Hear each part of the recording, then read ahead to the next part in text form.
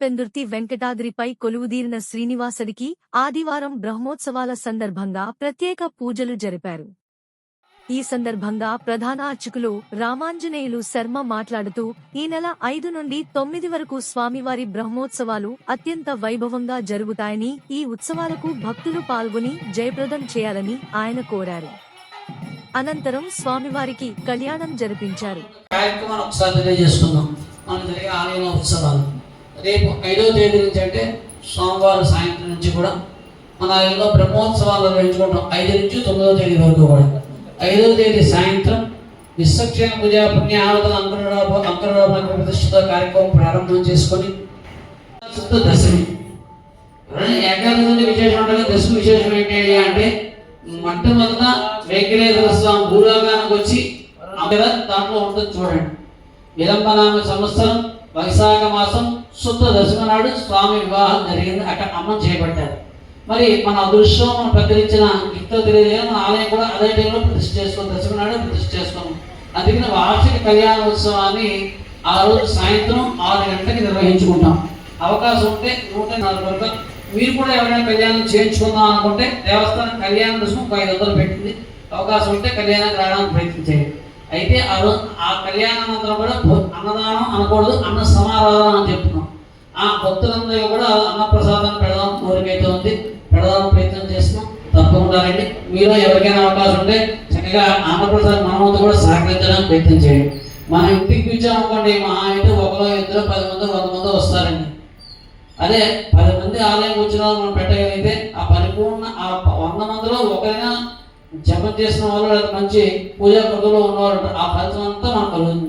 అవకాశం ఉంటే మనం కూడా దాంట్లో భాగస్వామి తరిద్దాం. అవకాశం ఉంటే తప్పకుండా వచ్చి కార్యక్రమంలో పాల్గొనండి. 7వ తేదీ సాయంత్రం ఆ కార్యక్రమం. 8వ తేదీ త్రివీధి ఉత్సవం.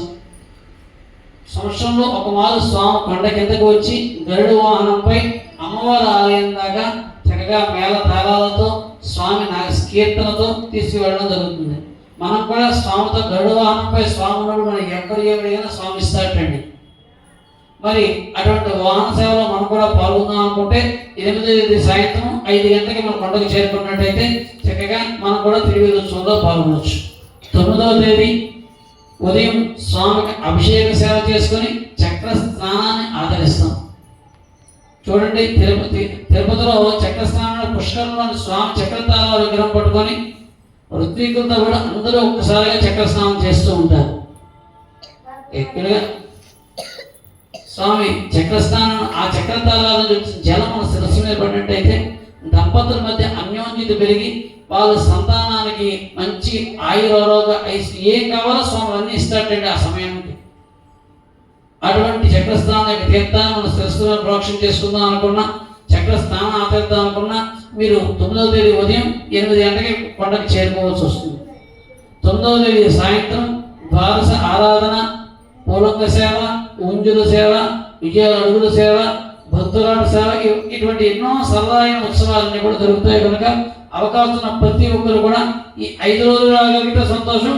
లేదా ముఖ్యంగా కళ్యాణ ఉత్సవానికి మరియు శ్రీ పుష్పయాగ 9వ తేదీ సాయంత్రం వచ్చినట్టయితే స్వామి కైంకర్యంలో పాల్గొని తరించవచ్చు. జై శ్రీమన్నారాయణ.